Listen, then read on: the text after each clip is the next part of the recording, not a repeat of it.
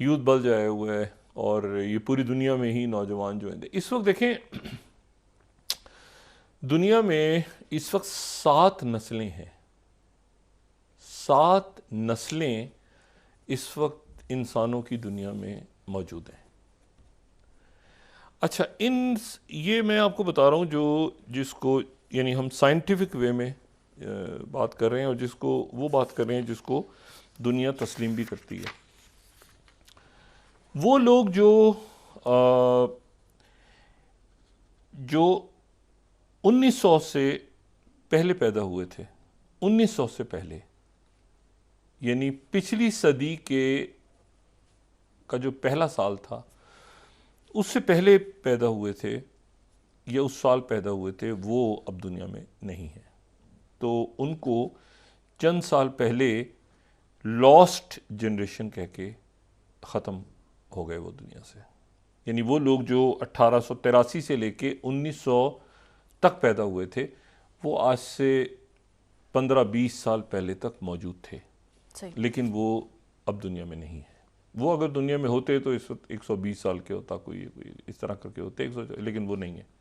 124 साल का होता ना, 1900 में पैदा हुआ होता तो 2024 में वो 120 साल का 124 साल का होता, तो वो लोग ख़त्म हो गए आज से आप समझें कि कोई 10-15-20 साल पहले वो चले गए।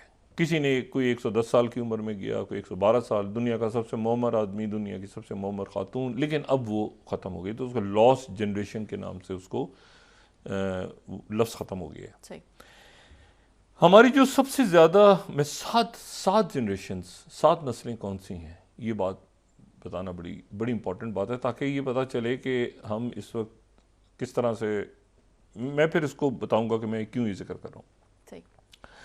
दूसरी जो जनरेशन इस वक्त मौजूद है, जो कि आप समझें कि 90 और 100 साल से ऊपर, और 90 के कहीं आखिरी सालों में दरमियान 95 साल, 96, 98, इस तरह करके 105, 104, ये वो लोग हैं जिनको ग्रेटेस्ट जनरेशन कहा जाता है, ग्रेटेस्ट जनरेशन। और ये 1901 से लेके 1927 के दरमियान पैदा हुए थे। ठीक है, 1901 से लेके 1927 के दरमियान ये पैदा हुए थे। तो ये जो हैं, ये मतलब कैलकुलेट कर सकते हैं कि ये तकरीबन आज से 100 साल, और 100 साल से कुछ कम ज़्यादा ये मौजूद हैं दुनिया में, और ये काफ़ी बड़ी तादाद में ये लोग मौजूद हैं। और ये जो है, इनको ग्रेटेस्ट जनरेशन इसलिए कहा जाता है कि ये एक, यानी आप सोचें ना कि ये 1901 से 1927 के दरमियान पैदा हुए, तो ये जब होंगे, यानी ज़ाहिर है 1927 तक पैदा होते रहे ना, तो फ़र्ज़ करें एक बच्चा 1901 में पैदा हुआ है, तो वो जब 12-13 साल का था तो पहली जंग अज़ीम छिड़ी है, और उससे वो बच्चा क्रॉस किया उसने।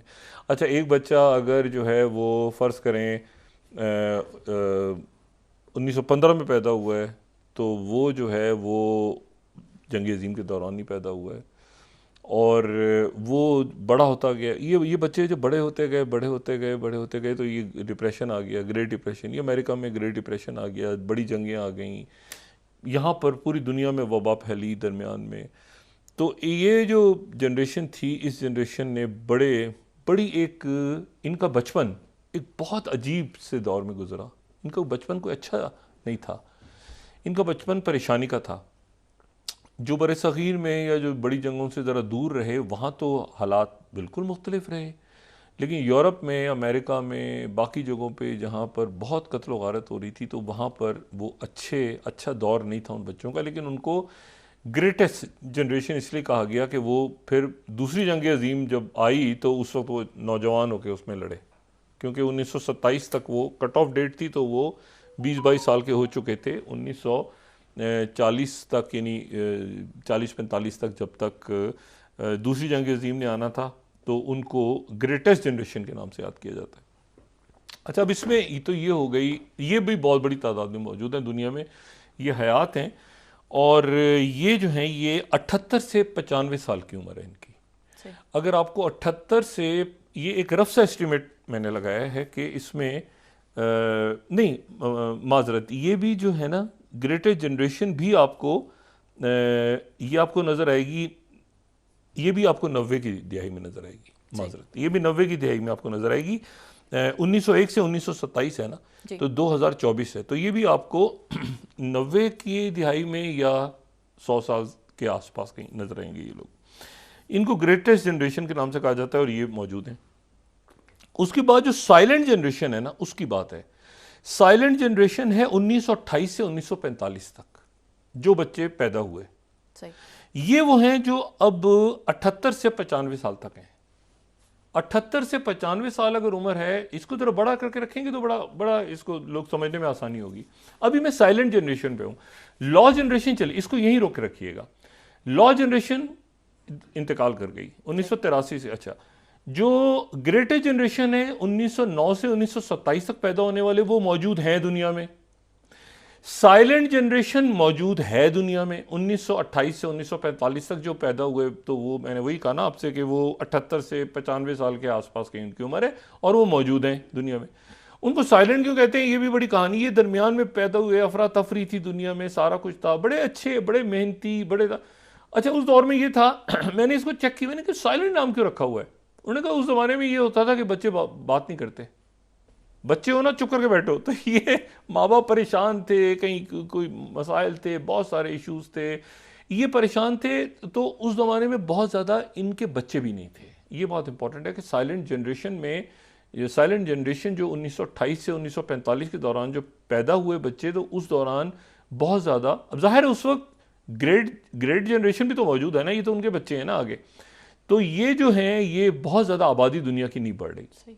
अच्छा, फिर 1946 से 64 के दरमियान बेबी बूमर्स हैं, वो नस्ल पैदा हुई है जो बड़ी, आप समझ लें कि जंग खत्म हो गई है, अब वो बच्चे बड़े हो रहे हैं, जंग खत्म हो गई है, 46-45 में जंग खत्म हो गई है, वो 52 में पैदा हो रहे हैं, वो 60 में पैदा हो रहे हैं, वो 52 में पैदा हो रहे हैं, ठीक है ना। यानी वो जो हमारी भी मेजॉरिटी जो पॉलिटिकल एलीट है वो ये बेबी बूमर्स हैं। बहुत सारे बच्चे हैं, कज़न्स हैं, ठीक है ना, वो उसका कज़न, खाला, पुप्पी का बच्चा, शादियां हो रही हैं, वो तरक्की आ रही है। वो तरक्की क्यों आ रही है, तरक्की आने की भी वजूहत है। पैसा क्यों आ रहा है, क्योंकि दुनिया में बहुत ज़्यादा जंगों के बाद तबाही फैल गई है, तो जी लोग जा रहे हैं, कहीं पर तामीरात शुरू हो गई हैं, कहीं पे आज़ादी के बाद जो है वो मुलाजमतें मिलना शुरू हो गई हैं, मुल्क बनना शुरू हो गए हैं, खुशहाली आनी शुरू हो गई है, ब्लॉक्स बन गए हैं। अच्छा जी, ये कोल्ड वॉर है, कोल्ड वॉर के अंदर सुकून है जनाब, अमेरिका भी पैसे दे रहा है कुछ मुल्कों को, सोवियत यूनियन पैसे दे रहा है, मतलब एक बेबी बूमर्स हैं, सुकून चैन से। तो लोग जो है ना वो 50 की दिहाई, 60 के हम जो होते थे उस वक्त, तो कितना अच्छा होता था, बचपन हमारा ऐसा गुजरता था, ऐसा गुजरता था, वो जो उस दौर के। अच्छा, ये ध्यान में रखें कि ग्रेट जनरेशन मौजूद है, वो भी देख रही है कि शुक्र है खुदा का हम उस मुश्किल हालात से निकला है, वो बड़े हो गए हैं, ठीक है ना। उसको साइलेंट जनरेशन भी मौजूद है, वो भी थोड़ा सा खुश ये नहीं, जनरेशन अभी मौजूद है, वो जनरेशन अभी तक है, तो उस वक्त देखें ना, उस वक्त भी तो होंगे ना, उस वक्त जवान होंगे, लेकिन एक माहौल ऐसा आ रहा है कि अच्छा बच्चे ज़्यादा पैदा हो रहे हैं, बहुत मतलब है कि खुशहाल हैं, इधर उधर सफ़र हो रहा है सारा। इसी दौरान बहुत सारी जनाब इन्वेंशन सामने आ रही हैं, रेडियो आ गया फलां के घर, अरे टीवी आ गया, अरे तुम्हें पता है सिनेमा हाउस खुल गए हैं बहुत सारे, अरे वो ब्लैक एंड वाइट पिक्चर देख कर आए हैं हम, अच्छा जी गाने आने शुरू, ग्रामोफोन आ गया है, ये चीज़ें आ गई, वो मतलब ये बड़ा एक आप समझ रहे हैं कि बड़ा ज़बरदस्त किस्म का दौर है जिसमें बच्चे बड़े हो रहे हैं, ठीक है। तो ये बेबी बूमर्स हैं, बेबी बूमर्स भी मौजूद हैं दुनिया में बहुत बड़ी तादाद में।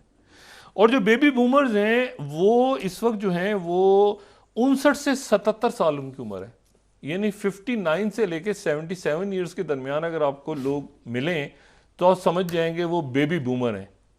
और दुनिया का 53% माल इनके पास है इन्होंने अपने बच्चों को नहीं दिया, जायदादें 53% पैसा इनके नाम पे है। 53 इन्होंने आगे वो जो पैदा हुए थे ना 1964 में, उन्होंने आगे पैसा नहीं दिया, वो अपनी जगह पर पैसा रखा हुआ है उन्होंने।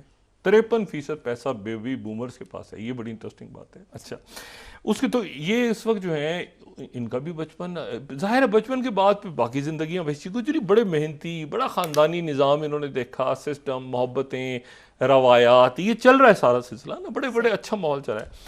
अच्छा, उसके बाद आ गई जनाब जनरेशन एक्स।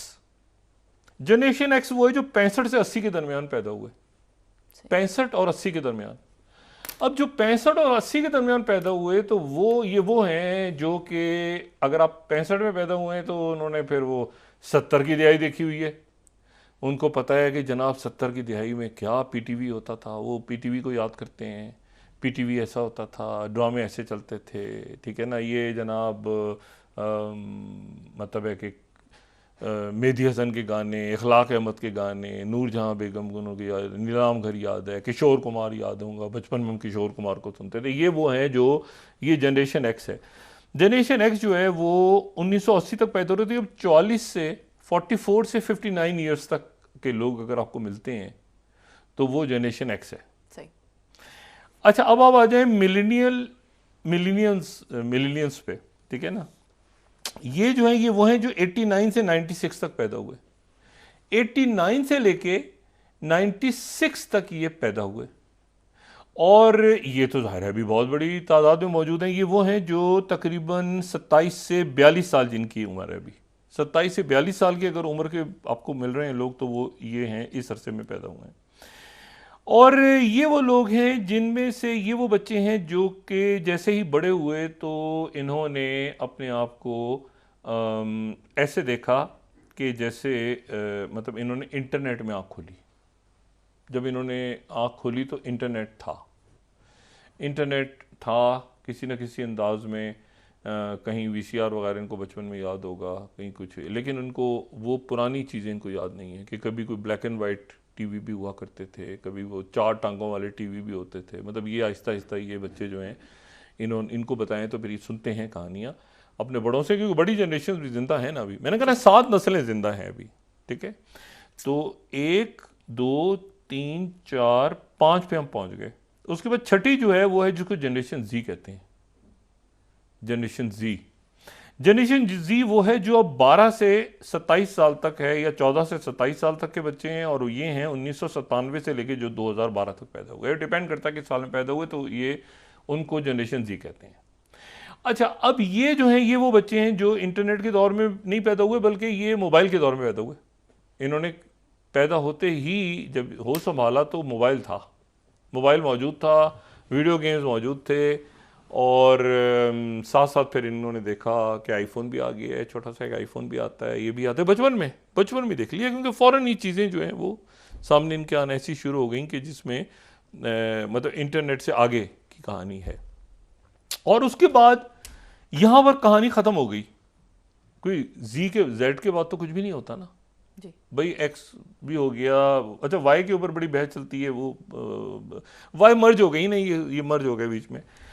तो 2010 के बाद जो बच्चे पैदा हुए, यानी अभी जो बच्चे 2010 के बाद पैदा हुए हैं वो जनरेशन अल्फा है। ये 2024 इस साल तक जो बच्चे पैदा होंगे वो जनरेशन अल्फा हो गए। यानी अगर कोई बच्चा जो है वो 12 साल का है, 13 साल का है, तो वो जनरेशन अल्फा है। अगर कोई बच्चा 5 साल का है तो वो भी जनरेशन अल्फा है। अगर कोई बच्चा 6 महीने का है तो भी जनरेशन अल्फा है, ठीक है। इसके बाद ये जो जनरेशन अल्फा है ये कोई 2036 तक ये चलेगी, और फिर बीटा आ जाएगी, जनरेशन बीटा आएगी, गामा आएगी। ये जो यूनानी अल्फाज हैं ये शुरू हो गए आगे। अच्छा, अब इसको बताने का मकसद क्या है? इसको एक तो ये मकसद है कि 7 नस्लें इस वक्त हयात हैं दुनिया में, ठीक है। उनको उनके नंबर्स को कम ज़्यादा कर सकते हैं कि जाहिर है कि एक जनरेशन ख़त्म होती है तो दूसरी जनरेशन उस वक्त तक उसकी जगह ले चुकी होती है। एक लॉ जनरेशन जाती है तो जो जनरेशन दूसरी ग्रेड जनरेशन उसकी जगह ले लेती है। ग्रेड जनरेशन जाती है तो फिर अगली जनरेशन उसकी जगह ले लेती है। साइलेंट जनरेशन ऊपर आ जाएगी। फिर आहिस्ता आहिस्ता वक्त के साथ साथ इंसान जाता है और उसकी जगह दूसरे लोग लेते जाते हैं। यही इंसान है और यही इंसान की ज़िंदगी है। लेकिन बात यह है कि मैं इस बात को इसलिए बयान कर रहा हूँ कि जब ये बात आती है ना कि नौजवानों से खिताब में किसी ने क्या कहा था, तो ये देखना ज़रूरी है कि उस वक्त के नौजवान कौन थे। मतलब मैं ये बात अगर कहूँ कि जी कैनेडी ने नौजवानों से खिताब किया था, तो कैनेडी ने जो जिन नौजवानों से खिताब किया था वो नौजवान यहाँ नहीं है। वो जनरेशन चली, वो जा चुकी है। वो जनरेशन नहीं है। या है अगर कैनेडी के नौजवान तो वो अपनी ज़िंदगी के आखिरी हिस्से में, यानी वैसे तो इंसान की ज़िंदगी का नहीं पता होता, लेकिन मैं सिर्फ इस चार्ट के मुताबिक बता रहा हूँ जिसमें एक साइंस एक एज ग्रुप को डिफाइन कर रही है आज की दुनिया में। तो इसी तरह से अगर भुट्टो साहब ने नौजवानों से खिताब किया था तो वो खिताब 2024 के नौजवानों से नहीं हो सकता। भुट्टो साहब का नौजवानों से खिताब जो है वो कहीं 70 के शुरू में या उन्होंने कहीं 60 की दिहाई के आखिर में किया है। तो वो नौजवान अगर आज जिंदा हैं उनमें से लोग, तो वो आपको ये बताते मिलेंगे कि अच्छा मैं भुट्टो साहब के, तो फिर आप ये देखें कि मैं भुट्टो साहब के जलसे में गया था, लेकिन वो मैं तो नौजवान था, लेकिन वो आज नौजवान नहीं है। तो भुट्टो साहब ने जिन नौजवानों से खिताब किया उस दौर के उन हालात के लिहाज से किया था। हो सकता है भुट्टो साहब की तकरीर में ये भी हो कि मैं इलेक्शन जीत गया तो तुम आपके इलाके में बिजली लेकर आऊंगा, ठीक है। ये अलग बात है कि वो नारा आज तक इस्तेमाल होता है कि आपके इलाके में हम लोड शेडिंग, बिजली तो आ गई है, मतलब बिजली का बिल तो आ गया है, बिजली आएगी अब, मतलब वो नारा अभी भी लग रहा है, ये अलग बात है।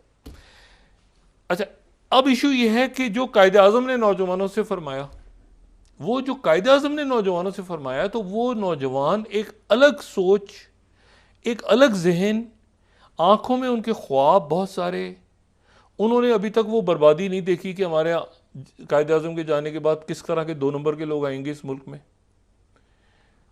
वो उनका खिताब जो है वो 2024 का खिताब नहीं है। 2024 में 7 नस्लें मौजूद हैं इस कुर्रे अर्थ पे, और 7 नस्लें ऐसी हैं जिन्होंने उतार चढ़ाव देखे हुए हैं। एक बहुत छोटा सा बच्चा जो कि 10-12 साल का है और शऊर, थोड़ा सा शऊर उसमें आ गया है, हो सकता है उसके घर में जो है वो ग्रेट जनरेशन भी मौजूद हो सकता है ना हो सकता है साइलेंट जनरेशन हो सकता है ना हो सकता है बेबी बूमर्स हो सकता है ना हो। तो वो बच्चा जो है वो सिर्फ अपने माहौल से नहीं मुतासर हो रहा, वो बच्चा वो भी सुन रहा है कि वो जो उसके बड़े उसे कह रहे हैं कि ऐसे था, ऐसे नहीं था, ऐसे था, ऐसे नहीं था, ऐसे था और ऐसे नहीं। और हर रोज, जो मैंने कल भी बात की थी और मैं आज भी दोबारा बात ही कर रहा हूं, कि ये जो नौजवान थे ना उस दौर के, मतलब हमें हर दौर के नौजवानों को, हर दौर के नस्ल को हमने एड्रेस कैसे करना है, वो हम उस तरह नहीं बात करेंगे उनसे। आज का जो बच्चा है, ये जो जिसको 5th इंडस्ट्रियल रेवोल्यूशन, 4th नहीं कह रहे, 5th कह रहे हैं, 4th वो है जो इंटरनेट के बाद था, 5th वो है जो आर्टिफिशियल इंटेलिजेंस के बाद है, ठीक है। तो वो ये जो बच्चे बड़े होंगे, ये अभी आप, यानी ये जो बच्चे अभी जो अल्फा जनरेशन है, ये आज से 4, 5, 8, 10, 12 साल, 15 साल बाद, 20 साल बाद जब ये जवान होगी, तो ये इनके लिए बड़ी मामूली चीज़ें हो। अभी से इस, जब मैं ये बात कर रहा हूँ तो घरों में ऐसा होता है कि जो वालिदैन हैं या माएँ, वो बच्चों को खेलने के लिए मोबाइल दे देती हैं कि बच्चे ये मोबाइल पुराना ये लो, और बच्चा मोबाइल से खेलता रहता है बैठ के अभी से, ठीक है। उसको आप झुंझुना दें तो वो झुंझुना उठा के बच्चा कहेगा ये क्या चीज़ है झुंझुना। एक तो पहले तो झुंझुना किसी दुकान पे कहेंगे झुंझुना, तो वो पूछेगा कि what is this jhunjhuna, what is it. ये तो आप कहेंगे 1 मिनट ठहर जाओ यार, मुझे वो दे दो, कोई बच्चे को खिलाने के लिए चीज़, तो आपको बड़ा महंगा सा वो दे देगा। अब छोटे के बच्चे हाथ में कोई गुड्डा वुड्डा इस तरह की चीज़ दें, जो पहले बच्चे बहल जाते थे घंटों घंटों, तो बच्चा उठा के सर पे मार देगा क्या दिया मुझे। छोटा सा बच्चा 2 साल का, आप उसके हाथ में दें ना गुड्डा, ये गुड्डा है, गुड़िया है, खेलो बच्चे। बच्चा सर पे मार देगा, बच्चे को मोबाइल चाहिए, छोटा सा बच्चा तेज है, मैं भी कह रही हूँ पुराना लोग बच्चे मोबाइल, मेरी जान छोड़ो, वो बच्चा खेल रहा है 8 घंटे औसतन। आज की जो जनरेशन हैं वो टेलीफोन पे अपना वक्त दे रही हैं, टेलीफोन पे, और वो जो है वो चूँकि आइसोलेशन में जा रही हैं ना, क्योंकि उनका सबसे अच्छा रात को खुदाफिज किसको कहते हैं सोने से पहले बच्चे, मोबाइल खुदाफिज, वो सब घर वाले सोए होते हैं, सबको खुदाफिज कह के आखिरी उनका जो, और ये सिर्फ मैं यंग जनरेशन की बात नहीं कर रहा, इसमें जनरेशन एक्स को भी डाल दें आप, इसमें आप बेबी बूमर्स को भी डाल दें। इंसान का जो आखिरी रात को खुदाफिज होता है वो होता है फ़ोन से, फ़ोन बंद करके रख दिया और सुबह उठ सबसे उठने के बाद सबसे पहले क्या काम किया? मोबाइल उठाया। अगर मैं गलत कह रहा हूं तो मैं इसके लिए माजरत चाहता हूं, लेकिन मैं वो बात कर रहा हूं जो यहां है, जो हो रही है इस वक्त। इशू ये है कि जब उनको आपने एड्रेस करना है ना, उनको मुखातिब करना है किसी भी सियासी जमात में, किसी भी, तो आपने उस पूरे एटमॉस्फेयर को, पूरे हालात को, पूरी सूरत हाल को, कि उन बच्चों को आपने कैसे उस जिसमें वो फंसे हुए हैं बच्चे, उन आप ये नहीं कह सकते कि इसको बच्चे, ये कल से जो है ना डोपामिन फास्टिंग शुरू हो चुकी है। ये मैंने आपसे कहा ना कि प्रॉपर डोपामिन फास्टिंग जो डेवलप कंट्रीज हैं उनमें शुरू हुई है। डोपामिन फास्टिंग ये है कि फ़ोन को इतनी देर हमने नहीं रखना, जैसे रोज़ा रखते हैं ना, फास्टिंग या उस पर चले जाते हैं डाइटिंग पे, वो तय कर लेते हैं कि हमने जी 4 घंटे फ़ोन को नहीं हाथ लगाना, बस वो रोज़ा रख के बैठे होते हैं। ये प्रॉपर डोपामिन फास्टिंग, क्योंकि ये सेहत के लिए, इसमें रात को आप ये ज़रा फ़ोन पे लगे रहें 1-2 घंटे, आपकी नींद गायब हो जाएगी, स्लीप डिसऑर्डर में चले जाएंगे आप, डोपामिन इतनी ज़्यादा वो ब्लू लाइट्स आएंगी। अच्छा, इनको एड्रेस करना है ना, अगर हमारे सियासी रहनुमाओं ने, हमारे अकाबरीन ने इन जनरेशन्स को, तो वो एक जनरेशन की नहीं, 2 की नहीं, 3 की नहीं, वो ये जहन में रखें कि वो उनके साथ भी इंटरेक्ट कर रहे हैं जिन्होंने अप्स एंड डाउन जिंदगी के देखे हुए हैं, और फिर उनको हमने आगे हमने ख्वाब दिखाने और आगे उनको बताना है कि बच्चे अब ये दुनिया किस तरह से तब्दील हो रही है और आगे आपने कैसे बढ़ना है। ठीक है, डॉक्टर साहब ब्रेक के बाद डिस्कस करते हैं। नाज़रीन वापस आते हैं एक छोटे से ब्रेक के बाद।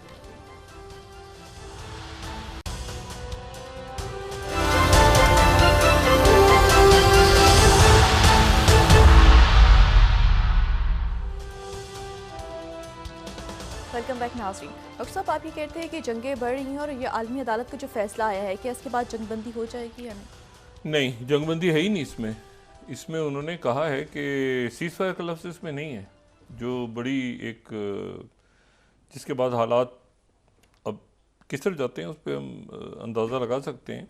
मैं सिर्फ ये बताऊं कि ये दुनिया में ना, हम साइलेंट जनरेशन और ग्रेट जनरेशन को अगर हम एक तरफ रखें, तो जो एक्टिवली फैसला साजी में लोग शरीक हैं 1946 से 64 और फिर 2012 तक, तो ये हमारे सामने पिक्चर आ रही है। और इसमें आप ये देखें कि दुनिया की 21.8% जो आबादी है वो बेबी बूमर्स हैं, 60 से 78 साल के। ये जहन में रखें। ये मैं ब्रूकिंग्स की आपको ये रिपोर्ट दे रहा हूँ। ब्रूकिंग्स ये पूरी दुनिया में, ये कह रहे हैं नौजवान आ गए हैं, नौजवान नहीं, और ये 21.8% जो हैं ये बेबी बूमर्स हैं, 20% जनरेशन जी है, और जनरेशन, अच्छा लेकिन बेबी बूमर पे नज़र मेरी इसलिए है कि 53% दौलत उन्हीं के पास है तो उन्होंने आगे नहीं, बच्चों को बच्चा पार्टी को नहीं थी। अच्छा एनीवे, लेकिन फैसला साजी में ये सारे हैं। अब वो बच्चे, वो उनको बताएंगे, इनके घर में इनसे बड़े भी हैं मौजूद, वो भी हयात हैं बहुत बड़ी तादाद में। तो ये जो हैं, ये आगे ये जो ट्रांसफॉर्मेशन है ना, अब मैं अगर ये एक्सपेक्ट, फर्स्ट कर मैं भी स्कूल में जाता हूँ बच्चों से मिलने के लिए कहीं पर, ये नौजवानों से किसी जगह में कोई कहता हूँ कि कोई, तो ये जनरेशन जी मुझे जो मिलती है ना, 1997 का बच्चा जो पैदा हुआ है, या इवन जो मिलेनियल्स मिलते हैं जो 1981 के बाद पैदा हुए हैं, जो 28 से 83 साल के 28 से 43 ईयर्स के हैं, तो ये जो हैं ये जनरेशन एक्स से डिफरेंट होंगे। जनरेशन एक्स जो है वो जनरेशन बेबी बूमर से डिफरेंट होंगे, वो कल्चर डिफरेंट होगा, वो बातें डिफरेंट होंगी, वो उनके हाथ में किसी को कोई जो है शायरी पढ़ रहे होते थे, अब वो जो मोबाइल से खेल रहे होते हैं या काम कर रहे होते हैं, तो वो जो है ना तरीका अलग है, ठीक है ना। मतलब इवन म्यूजिक भी, आप तो एआई म्यूजिक बना रही है, आर्टिफिशियल इंटेलिजेंस म्यूजिक बना रही है। सिंगापुर में नगेट्स आ रहे हैं, और नगेट जो है वो बगैर चिकन के, चिकन लैब के अंदर बनेगी। मैं वो सिंथेटिक बायोलॉजिकल वाले टॉपिक में नहीं जाना चाह रहा, मैं सिर्फ ये कह रहा हूँ कि, और ये जो ये 3D प्रिंटर्स आपकी सप्लाई चेन ख़त्म कर देंगे, ठीक है ना। आपको जूता चाहिए तो पीछे 3D प्रिंटर लगा हुआ है, सप्लाई आई नहीं आई, वो 3D प्रिंटर से वो। मैं आपको सिर्फ ये कह रहा हूँ कि जहाँ पर दुनिया जा रही है आगे, यहाँ जो पॉलिसी अब बनानी है इस वक्त, उस वक्त बड़ी अच्छी पॉलिसियाँ बनी कुछ। ये बात बड़ी इंपॉर्टेंट है कि जो बेबी बूमर्स ने गलतियां भी बहुत की, ऐसी पॉलिसियां बेबी बूमर्स ने बनाई कि जिनके नतीजे में कई मुल्क आगे चले। वो रूल बेस्ड ऑर्डर्स थे, जो भी था जैसे भी था, वो दुनिया आगे चली। इसी तरह से जो जनरेशन एक्स है वो तो बीच में बहुत गड़बड़ हो गई ना, क्योंकि वो बाहर जाना है, अच्छा जी जॉब्स ख़त्म हो रही हैं, अच्छा ये हो रहा है, तो जनरेशन एक्स तो कहीं बीच में फंस गई। लेकिन बेबी बूमर्स ने प्रॉपर इंजॉय किया, वो सेटल हुए, सब कुछ जो है बड़ी हद तक ये जनरेशन एक्स भी गई, वो भी सेटल हो गई। जो नेक्स्ट जनरेशन आ रही है, जो जनरेशन जी है, वो परेशान है। वो आगे उसको अचानक पढ़ते पढ़ते ये अब ये देखें ना, जो ये जनरेशन अल्फा है, वो आते ही बच्चे उठे हो, थोड़ा बहुत संभाला है, आते ही झटका लग गया, 3 साल का कोविड आ गया। तो बच्चों ने क्या याद करेंगे कि पहली चीज़ क्या आई, क्योंकि कोविड था, घर में बंद कर देते थे, हमारे माँ बाप हमें अंदर रोते रहते थे। ये हमने आगे की जनरेशन के सवाल ये है कि जो कौमें हैं ना, जो आपने पॉलिसीज़ बनानी है, वो लॉन्ग अपने लिए नहीं बनानी कि मैं यार आज करके तो मैं बस खुदाफिज। ये भी देखना है कि आप नहीं है, आपके घर में बच्चा है, जो आपके बच्चे हैं ना, मैं अपने बच्चों के लिए छोड़ जाऊंगा, ना ना ना ना ना। आप उन बच्चों के लिए क्या छोड़ के जाएंगे? उन बच्चों को आप ऑक्सफोर्ड से पीएचडी करवा के चले जाएंगे, वो पीएचडी उसके लिए बेकार होगी आगे, ठीक है ना, वो उसके लिए बेकार हो जाएगी। आप उसको स्किल सिखाएंगे, आप उसको ऐसी चीज़ सिखाएंगे, वो आगे दुनिया में वो